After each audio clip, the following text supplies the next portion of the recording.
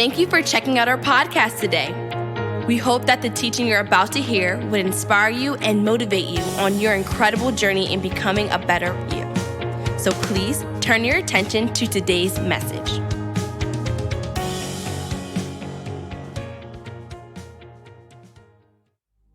So I know that Father's Day could also be a somber time for many folk.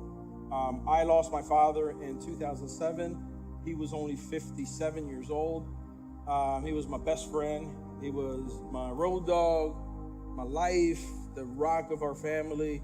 My father was the center of all of our family. And when we lost him, and my sister Jemiah's here, I'm not lying, we really lost a big chunk of our family that it almost like we had to reinvent who we were again because we were lost without him.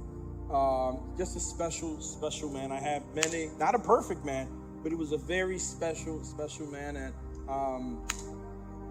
if I could be half of the man that my dad was, it would be amazing. But I know that when Father's Day comes around, it's not always a happy time. We do have families here that, for whatever reason, can't spend time with dads, or maybe there wasn't a dad that was present, or there was a dad that was absent. We know that there are many homes that have they have a man in the house, but there's not a man of the house. And there's a big difference between the two. You can hear me? There's a lot of women that like, shacking up with men, and they bring them into the house, and then the guy just becomes the man in the house, but he's not the man of the house. And so as you are a kingdom man, do we have kingdom men in here? Okay. So we rely heavily and we teach heavily kingdom principles, because kingdom principles erase and they eradicate anything that has to do with culture. So if you're a kingdom man, the fact that you are from Mexico, a Mexico man, or a Puerto Rican man, or wherever you may come from, should have absolutely no impact over your family, because before a Puerto Rican, a Mexican, a black, or a white man, you are a kingdom man, and a kingdom man is so far more valuable than anything else. Are you understanding that? Okay. So I wanted to have a conversation with my kids, and this was the time I was going to embellish the story. I was going to talk about Adrian. Go ahead. Embellish the story. I'm not going to embellish. No, please. We're not going to embellish the story. So in lieu of a teaching, or in lieu of a message, I just wanted to have a conversation with Adrian and Alex. And I asked Jose if he could be here. He said, sure, I'll be there. And then he sent me a text from Honolulu, said, I forgot, I'm on vacation from Hawaii. Yeah, so Bob was not with us. What a bummer, right? But I wanted to have my kids here, and I wanted to have just a conversation that regardless of where you are as a father, I want to encourage you, there's always an opportunity for you to be better. Did you hear me? Wherever you are as a father, there's always an opportunity for you to be better. So I just want you to listen, pay attention. The children that are here, pay attention as we're talking. Moms, take some of this stuff back home with you. Those that are watching us online, we hope that it will bless you. Even if it's just one nugget that you can take back today. But I wanted to get to talk to Adrian. You are how old now? I am officially 30 years old. Officially 30 years old? Yes. Alexis? I'm 23. And Adrian, you've been married how long? 7 years. So Adrian's been married 7 years. And Alexis, you've been married 1 year going on 2. 1 year going on 2? Yes. Yes, and you all know how hard it's been for me to let go. And I love David, but it's so hard. It really is. It's been so hard, man. But I want you all to at least get to hear about the impact and the role of dad in the home, okay? And there are good times and there are bad times. There are times that I was proud of, and other times where I wasn't proud of. I just want to have this dialogue, and hopefully you can take something with you, and hopefully this won't be too weird for you guys. All right, so you guys ready? Yeah. Yes. All right, so I have ready as we're ever gonna be. Yes, so I have a few. I'm nervous, y'all. I'm so nervous. Don't be nervous. Adrian, you are a father yourself. Yes, I'm a father myself. Yes. I can't believe it to this day. No, I can't believe it. No, I can't believe it. No. I wake up.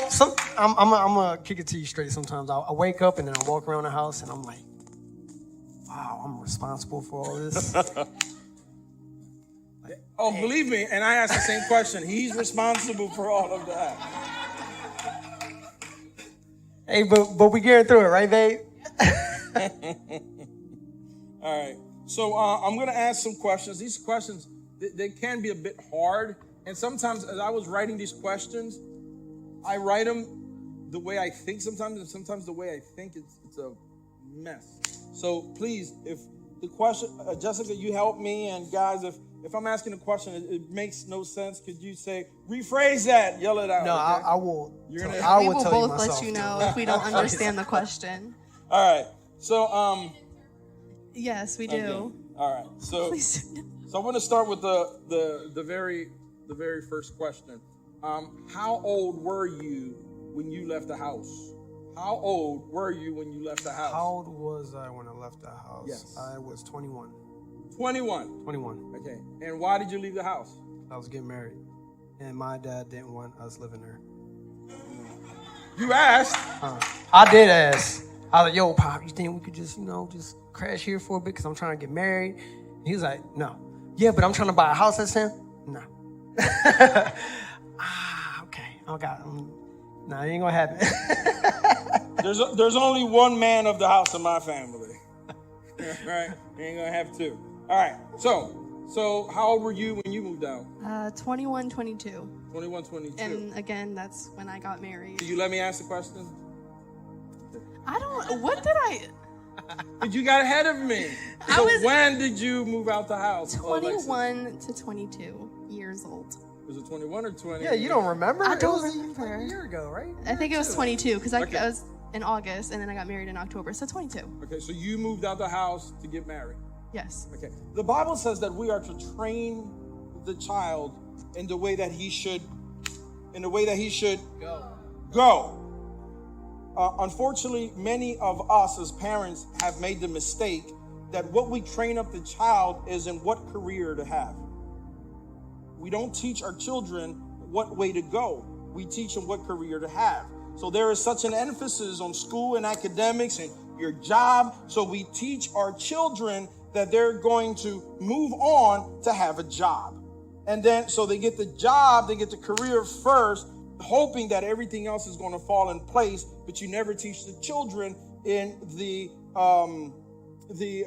process of what a husband should be, what a wife should be, what that ought to look like. So then they're trying to figure it out on the back end, and usually it's a mess. And I tell you it's a mess because I get to talk to many couples, and oh my goodness, what a mess. So let me ask you, Adrian. Yes. So you moved out at 21. Moved out at 21, yeah. All right. And when did you become a dad? I was a dad at 18. Okay, so that math doesn't add up. Doesn't. So you subtract now. Now we have to try. So I was a father at 18, and that's where I had this beautiful gift right there, Adrian. Adrian! So, and my dad, just so y'all know, wasn't, the happiest dad at that moment.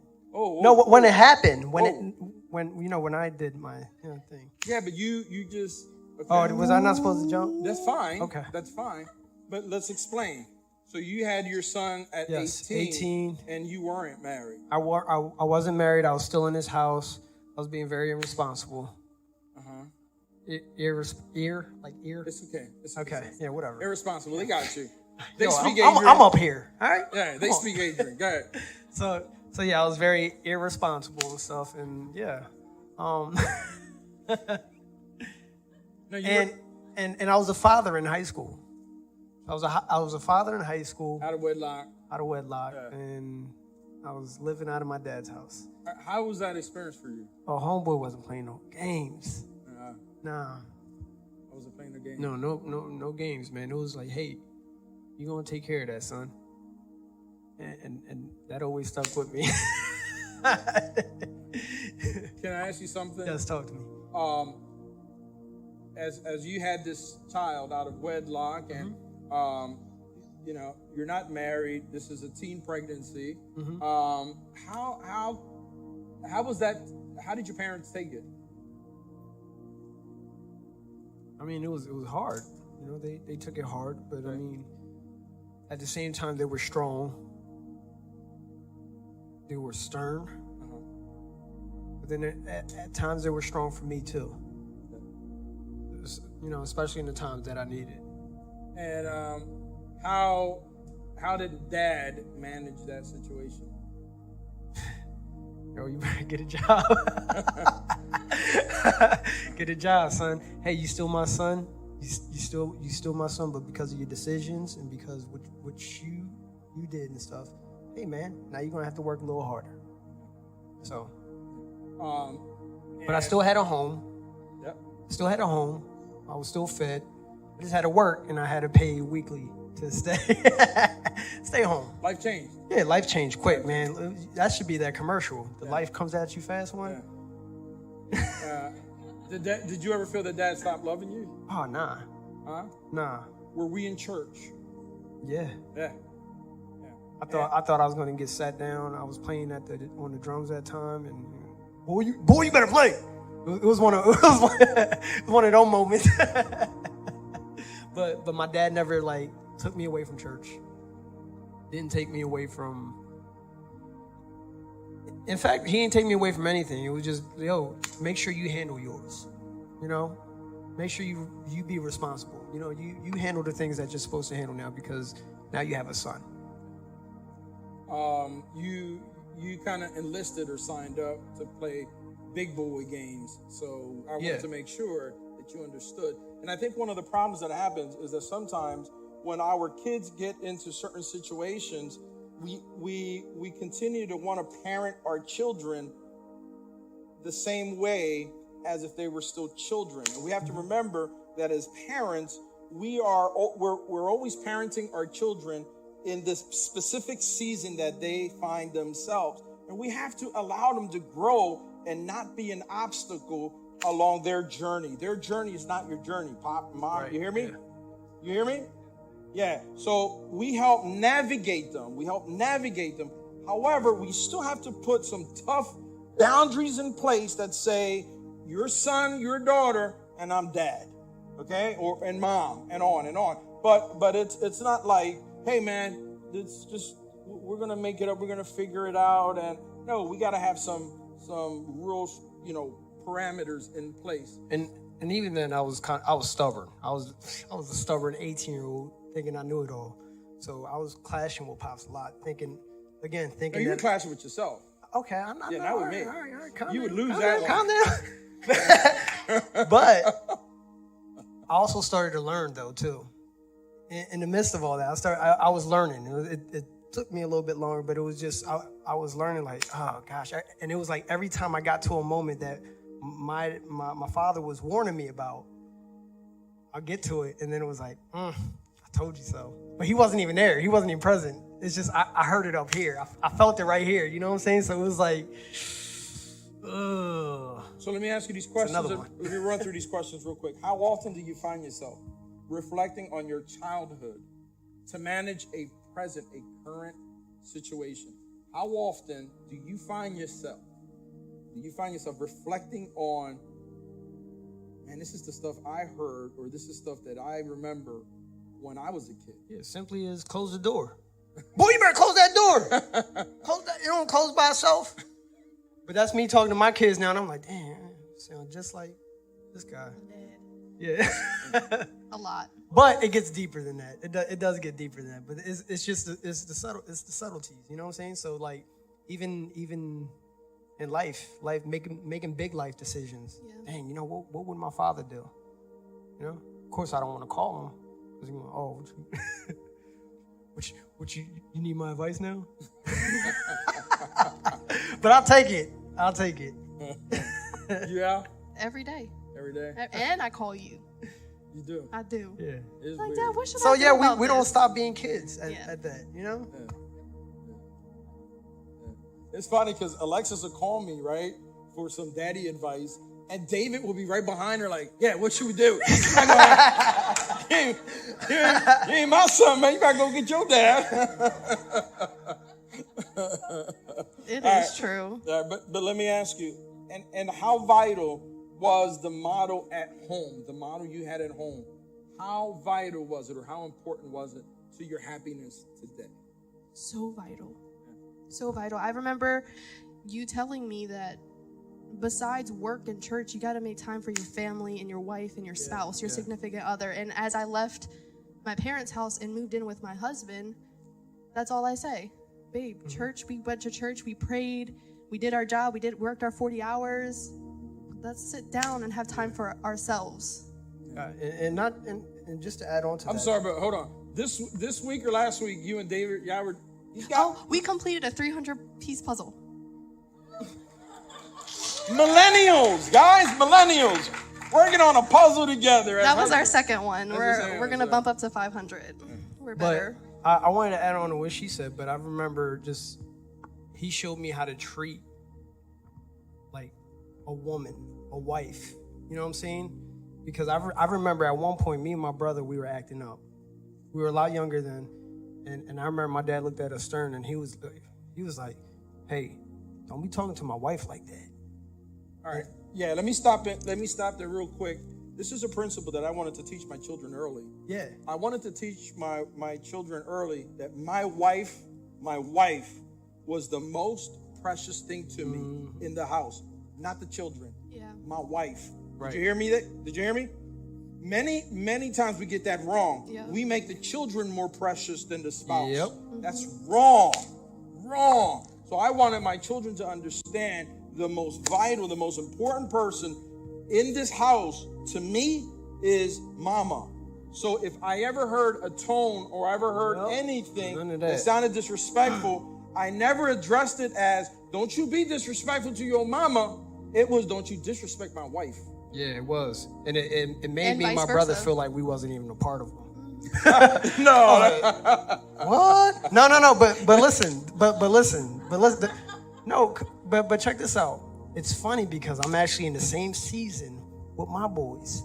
I have a 10 and an 11-year-old, and I'm all about, hey, we take care of our women. All right, that's your sister. Then I'm still working on that one. But mom, Gana, Baba, Adrian's mother and stuff. So we're really stern on like, this is how we handle our, we take care of our women. You hear me? No disrespect. Other than that, then that's, we're gonna have to talk. And Alex, she was on the receiving end of that respect and that honor. And I was teaching the males in the house that they had to honor mama, and they also had to honor their little sister. And we did not understand Period. that. At We the did time, but not. when you guys grow up, y'all will. Trust me, you will. It'll make all sense. No, because listen, I love my sister. I was actually love what? you too. We were up last night on FaceTime just We were. cracking up. Yo, I kid you Definitely. not, cracking up. But that's because that's what you guys put in our lives. You know what I'm saying? Yeah. There should exist. If you are a God-fearing husband, a God-fearing wife, God-fearing mother, God-fearing father, there should be no sibling rivalry in your house. It shouldn't exist. Are you listening? It shouldn't exist. The reason there's a lot of sibling rivalry as adults and many families, it's because of the model in the home. So again, when you're teaching and training up the child in the way that they should go, you're teaching your children early what their future relationship is going to be to each other when they are adults. And I wanted to make sure that they loved little sister and that little sister respected. One of the things we also did was that I enforced that whenever dad was not around, I had to be with my brothers. and they were your authority. Yeah. That's the same thing for But Jalen. they weren't. But they weren't. I was the boss. Next, tell me quickly about your childhood in church, growing up, as quickly as you can. Childhood in church. All I can remember is serving. Yeah. Serving. Served a lot. Was sleeping under benches. What did you like most about going to church as a kid? What did I like most about it as a kid? As a kid, what did you like most in your childhood about going to church? I love my friends. To be completely honest, I didn't like it at all. Okay. I didn't like it. I didn't enjoy it because we were there a lot. And that was our life. Yeah. But other than that, it had to be like the relationship. Okay. Relationships that we made with the friends, with our church family, with our church friends. So you got married at what age? 21. 21. Yeah. Where did you meet your husband? 21. Church when I was a child. What church? PDH. Yeah. That was our My childhood church. Yes. Yeah. So your husband was under that same roof. Yeah. In that church. Mm-hmm. Just as I was serving, he was serving right along us. Yeah. A lot of the problem, again, we expect our children to find love in college. We expect our children to find love, in a field that's something in equal proportion to what the other one may have. And I would tell you that if you look at scripture in the Bible, the couples in the Bible, when you look at Moses, when you look at Jacob and on, where did they find their mate? They found their mate alongside of a well. A well. What's in the well? Living water. I will tell you, the reason we bring our children to the church is not just so that they can hear those wonderful, fond memories, the Bible stories and everything. I'm telling you, the Bible says that he who finds a wife finds a what? A good thing. Many of our young ladies today are waiting to get some freedom to go to a nightclub to find their significant other. And I'm telling you right now, look for your hubby. If you're a lady, allow yourself to be found, okay? But allow yourself to be found in God's time, but also alongside of the well. Be as close as you can to the well to find your significant other. Because I got news for you. A lot of times you're going to work so much harder. You're going to work a lot harder because many people marry outside of the well, and then they get married and then they want to drag their husband or drag their significant other and make them drink of the water in the well. And let me tell you, that's a lot of work. So with you guys, your childhood was very important for you, and that it was in the church. Where did you find your spouse? Church. Where? Church. In your church. Yep. Yeah. So it was in the well, alongside of the well. And I'm telling you, that's where I found my wife. I didn't find my wife at the nightclubs. In fact, when I met Becky, I'm gonna tell you the story. Because Becky was not a Christian. She was not. She wasn't a Christian. She was turning up. Yeah, she was turning up. But listen, my wife, Becky, I would pick her up, and we were boyfriend and girlfriend at the time. And I remember dropping her off where she can go ahead and shake her booty at the dance place. I said that, yeah. Shake your booty in the dance place. And then I was teaching my wife, I'm gonna drop you off there, but I'm gonna go to the well. And I went to the well. And what happened was that what I established was, you're not going to drag me out. You're not going to influence me out of the well into what you're doing just because I like you and I think you're hot and you're gorgeous and all of those things. No, I taught my wife, if you want a part of me, then you're going to have to come into the well. Becky dove in like Michael Phelps into the well because she wanted this. All right, settle down. Settle down.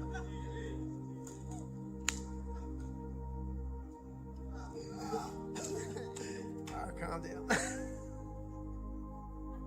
Adrian, how do you separate yourself from being like your dad and it's hard. And be you to your children and be a husband? How do you separate me? How do you separate dad? I had to find that through Christ. Okay. No, and that was by forming my own relationship, and with my own relationship, I established my own identity. Now I have a lot of basic principles that I picked up from not only just you, but mom too and stuff. But yeah, it was very hard because for a minute everything was just like my dad, just like my dad. But then it's like as I further developed my relationship with God and stuff, it was like, And it's not a bad thing. It's not a bad, because you're not a bad I'm not a person. bad guy, No, you're no. not. You're not. Your face is a little different, but right. but establishing that relationship with God first and stuff, I started to find my voice. And then all the things that my dad was telling me and stuff, I was like, okay. All the things he was showing me, because he didn't just read the Bible to me. It wasn't just scripture every day. He was showing me. He was involved with our community. And I'm not talking about like with the PAL Center. No, not like that. Like he was out there with people. He was out there with my friends, like kids. You know what I'm saying? Learning people's names and stuff. Like kids coming over to the house. Playing Is Mortal Mike Kombat. here? Mike's not here. Mike's not here. All right, that's 2 Sundays for Mike. Yeah. He watching now. I bet he watching. You watch it, Mike. That's 2 Sundays. He about to log out now. Well, Mike was your childhood friend. Yeah.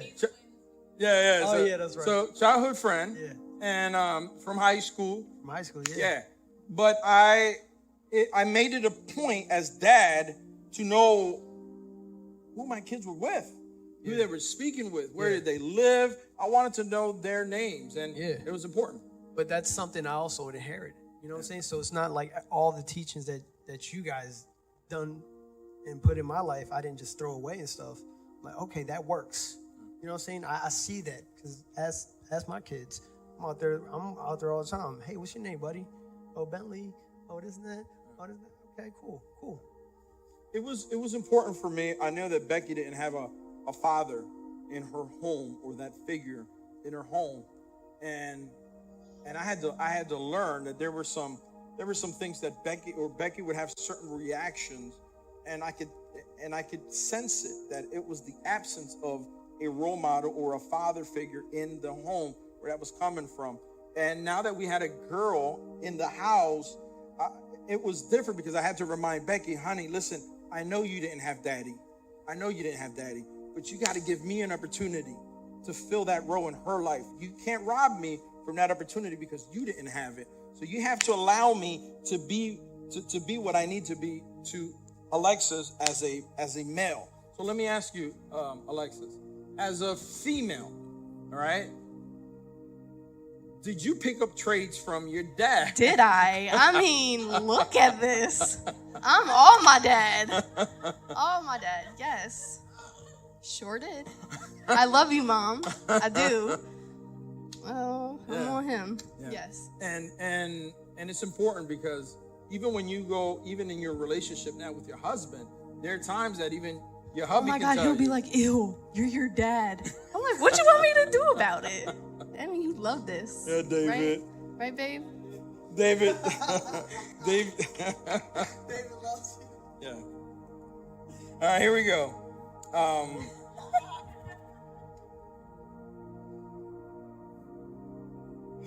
How often do you find yourself? Okay. You heard, and time is going quickly. You've heard me say many times, and the church has heard me say, that the first 12 years of my marriage was a living Hell. It wasn't hell. Okay. It was in our home. 12 years into our marriage, Becky and I had an abusive relationship. Becky wrote me 2 letters in life, okay? When we were dating, she wrote me a letter because she wanted to be with all of this. And then 12 years later, she wrote me another letter that said, I want to leave all of that, and I want a divorce, okay? Do you... I believe I recalled the second letter. Yeah. All right. Do you remember that part in our life? It was rough. Yeah. Yeah, What do you remember? It was like the muffled sounds of screaming because you guys were in your room and stuff, and me and my brother was like, yeah, they're really getting into it, huh? But yeah, it was a lot of arguing, a lot of disagreements and stuff. One was going at 100, another was going at 1,000. Right? Yeah. 1,000 was usually Becky. And how did you guys feel as kids? Confused. Little confused. Confusion. Why? Because it's like dang, we just went to Disney World and we just got back and stuff, you know what I'm saying? Or we just went to Dutch Wonderland and stuff, and then we got back and it's like, oh, I thought we were happy, you know? So, and then next, you know, you hear all the screaming in the room and stuff. And as kids, how did that make you feel? How did you feel? I don't remember a lot except for the yelling and the screaming, and I know that we did spend time with you. But it made me feel hurt because I was like, we go to church and you talk about love, but I don't see the love because all I see is anger. You're getting emotional? Yeah, I'm getting emotional. I'm a female. Show me some love. Got you, girl. Thank you. So you remember that? Yes. And of the 3 kids, my son Papa was the most affected. I live with that guilt as a dad because, so my son, the eldest, was the one that he received the brunt of a lot of my anger, my frustration, because he loved his mom and he wanted to defend her always. And if I were raising my voice, Adrian would punk out like a kid and he would run and hide. But Papa would confront me. He would remind me of what he heard in church. And he would say to me, how are you in church trying to teach others and trying to be, because I was coming to church. I could do the church thing, but I wasn't doing the church thing in the house. And Papa, my son, would remind me of those insufficiencies in my life. And as a result of that, he was at the brunt of a lot of my anger. And he suffered a lot. Now, I'm not saying that you guys did. Yeah, he saw the very first note. Yeah, he did. Do you guys remember when things started to change in the house? Yeah, I actually do. I remember hearing the glass shatter, from downstairs, and we was at the house that you guys are currently living in. I remember hearing the glass shatter. I think that was Mom. Sorry, Mom, I don't mean to put you out there. But and then bam, the door shut, and then only one of my parents were home. And then, yeah. And that day, like, me and Papa, we were just in our room and stuff, and it was like, what is going on? 'Cause I remember even going to school, telling my parents, my friends and stuff. I think my parents might be getting a divorce. Mind you, that was only like what, third or fourth grade or something. Well, for me. Well, yeah, you were there 6 times. Right. I'm just joking. This is joking. Just make it. I have to make it light. I have to make light of the moment. Yeah. Okay.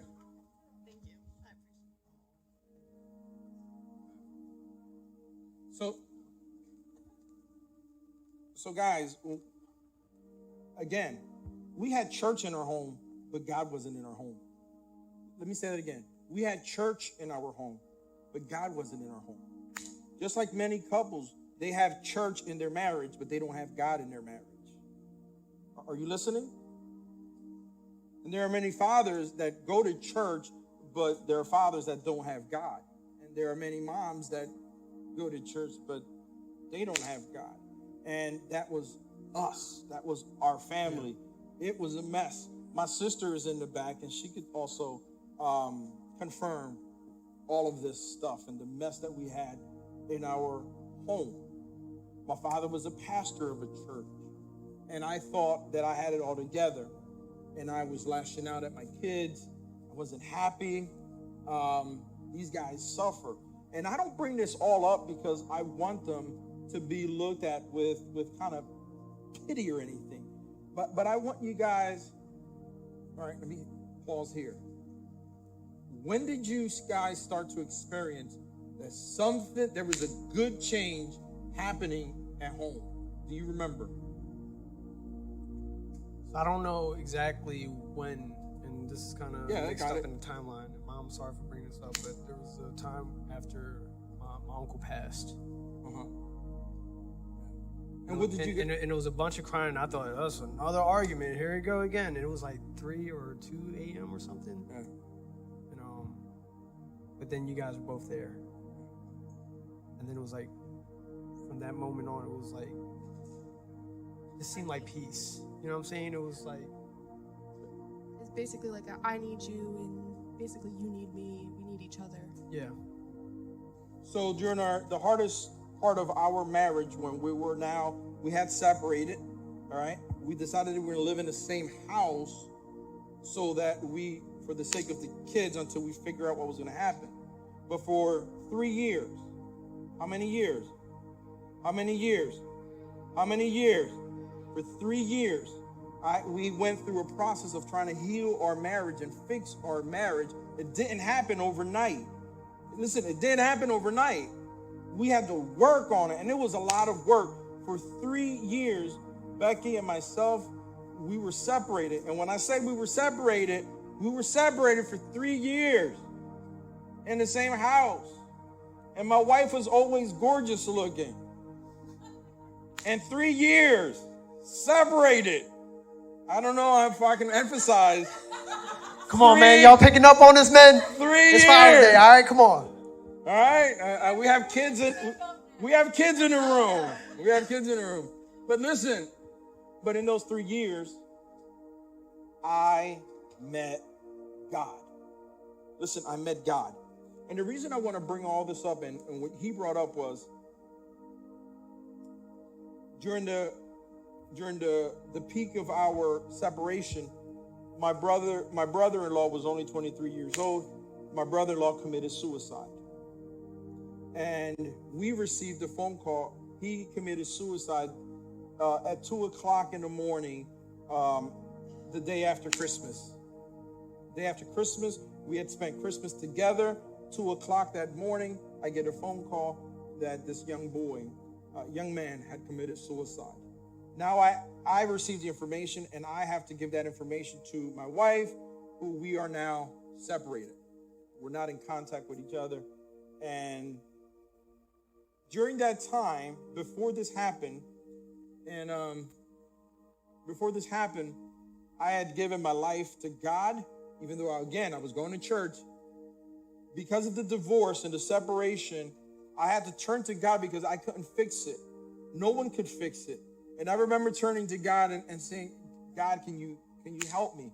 Can you help me in my marriage? And I was in a Wednesday night Bible study with the fellas. No, it wasn't a church service. It was just with the fellas. And one guy shared a portion of scripture. And that scripture changed my life forever. So I started working on myself. I didn't work on my marriage. I worked on, who did I work on? Myself. Many of you guys are out there trying to fix your marriage or trying to fix the relationship, in parenthood and on and on. And I would tell you, stop it. Work on self first. Fix self first. Be well first. Once you're well, then everything else is going to start falling into place. But it begins with you. It begins with Dad, if you're paying attention to me.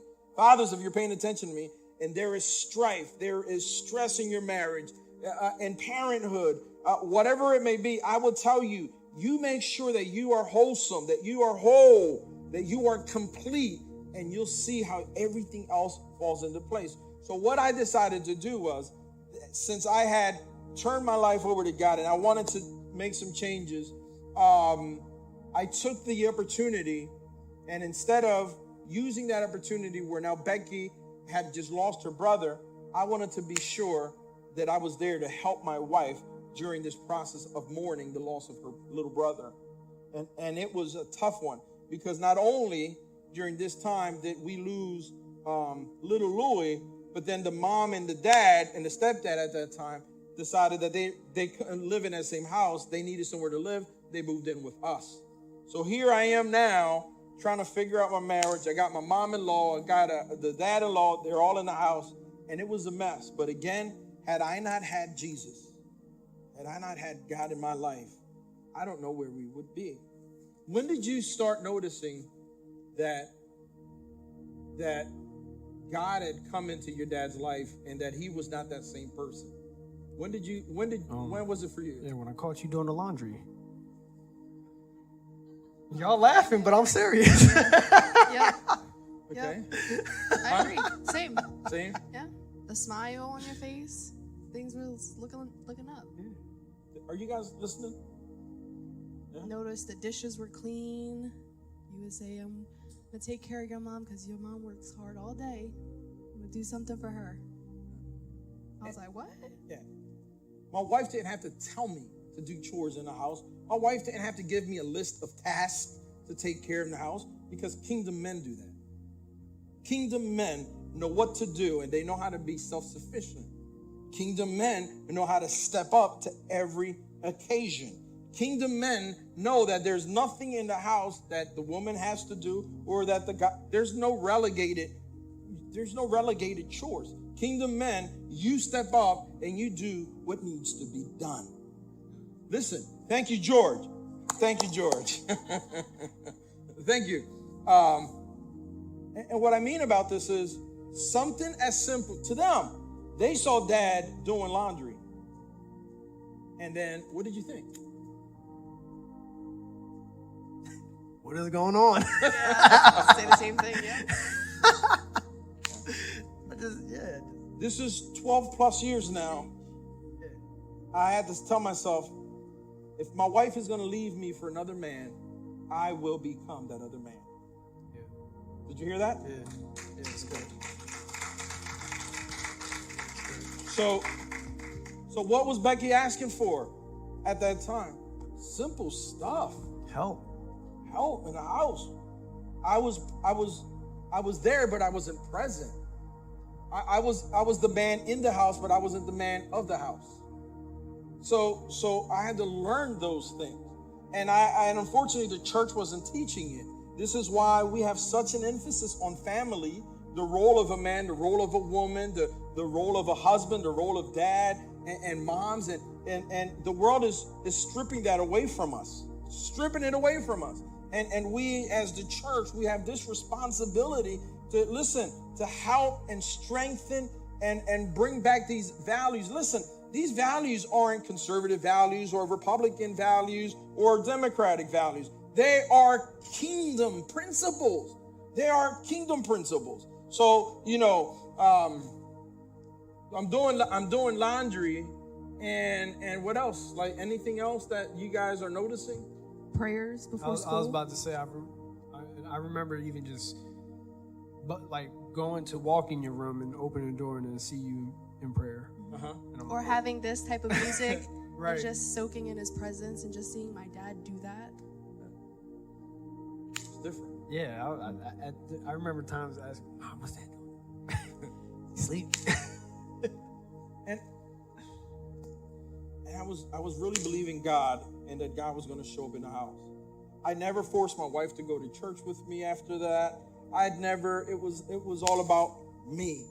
I was going to give my life completely to God, over to God, and I was going to try him. Lord, I'm just going to try this. See what starts to happen. Can I tell you, Becky had distanced herself from me because of the man I had become. I was a man who yelled. I was a man who was very destructive. Every you look through the doors had punch holes in them, and there were holes on the wall, and I would break things to show that I was stronger, and throw chairs. And yes, but there was a lot of that at home. There was a lot of aggression, and all of those things are against a kingdom man. A kingdom man doesn't act like that, doesn't speak that way, doesn't conduct himself that way.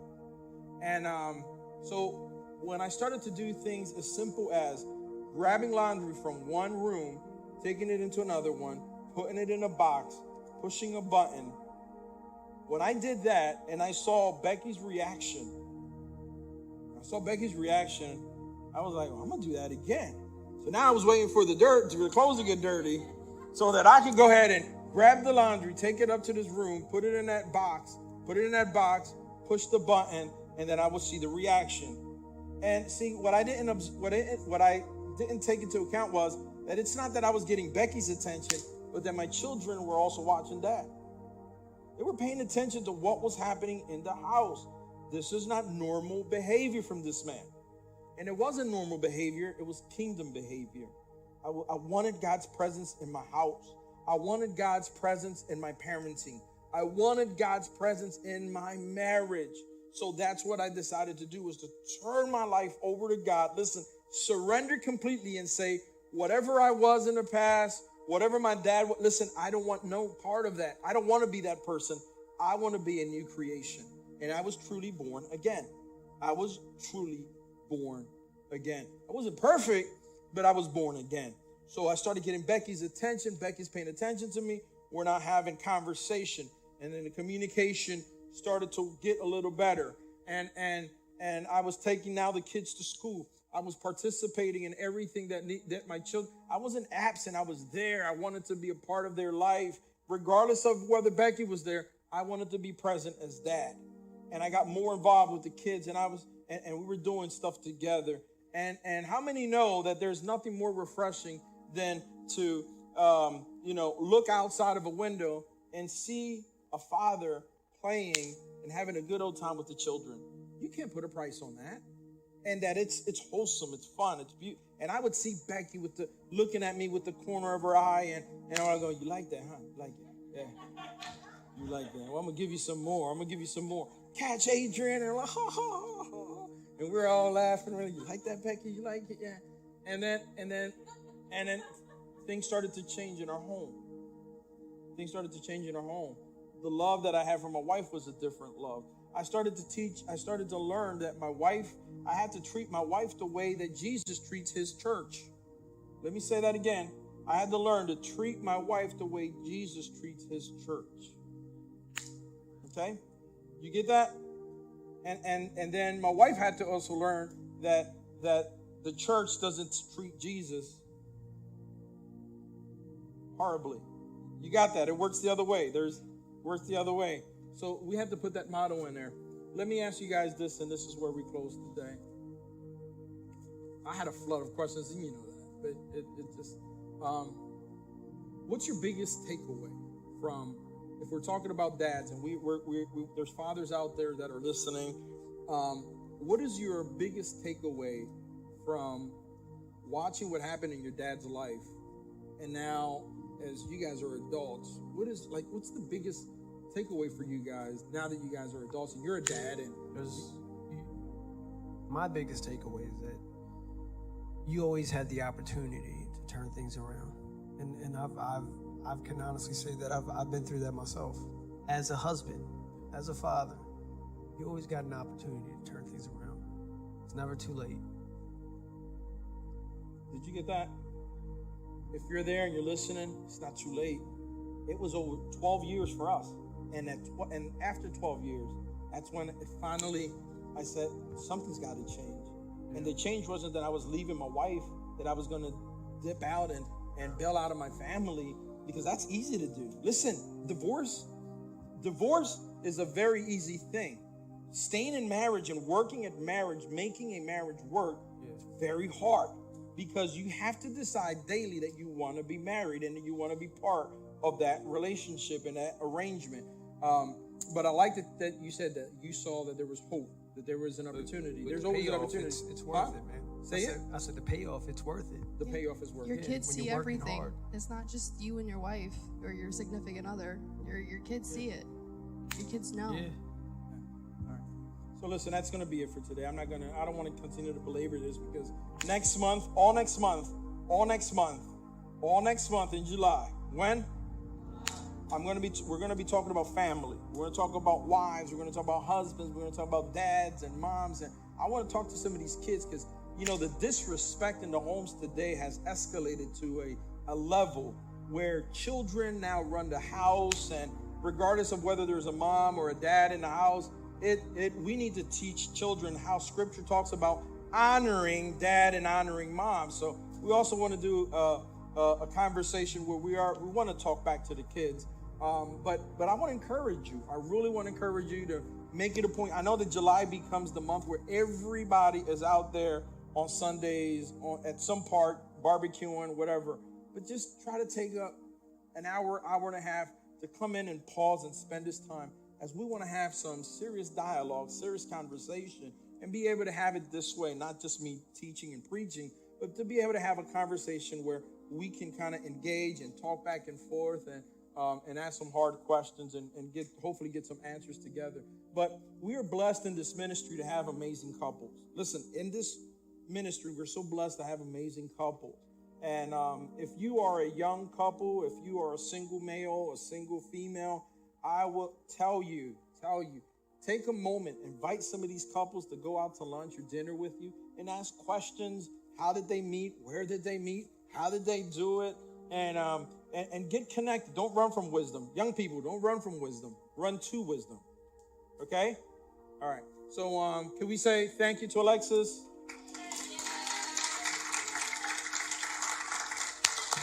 And thank you to Adrian. For those fathers that are watching online and were listening, we didn't have this conversation so that I could be condescending and talk down. No. It was about, I wanted you to hear from adults themselves, children, and that there was a season in my life where God was present, and there was another season in my life where God was absent. And he wasn't absent because he didn't want to be in my life. He was absent because I didn't want him in my life. And so I had to change that. And when that changed, that order changed, everything was in alignment. And let me tell you, to what Adrian said at the end, it was so worth it. Listen, the latter years have been truly divine. And Becky and I are now celebrating this year 32 years of marriage. 32 years of marriage. And I can tell you, we're living the best time of our life. We're living it now. And it's many people wait for their children to grow up and out of their house so that they can get divorced. And it's a sad thing. But we want you to get to this time where the Clarks are now at the season, right? The Clarks can tell you it's a season where your kids are older and we get to spend time together, and it's fun. Yesterday, Becky and I, we just made decisions to just say, hey, you want to pick up and go? And we can do that. We're friends. We get into trouble together. We have fun together. And we still, listen, and every once in a while, we still have our little arguments. We do. We have our disagreements. Just now, we just minus the throwing, pots around the house and breaking windows and no chanclas at each other and cursing and, so God is in our home. And I wanted to share this because it doesn't have to be a mess in your home. Bring God into your home. Bring God into your home, and you'll see, Dad, it'll change for you. It'll change for your children. And nothing blesses me more than to see the fruit of our labor, When I get to see the grandkids and I see where they are, had we, Becky, left each other, God knows, we would have never seen any of this. And listen, you were all in what God's plan was for myself. So I don't know where you are as a broken husband, but listen, a whole church was birthed. A whole church has been birthed, listen, from the restoration of a husband and a wife.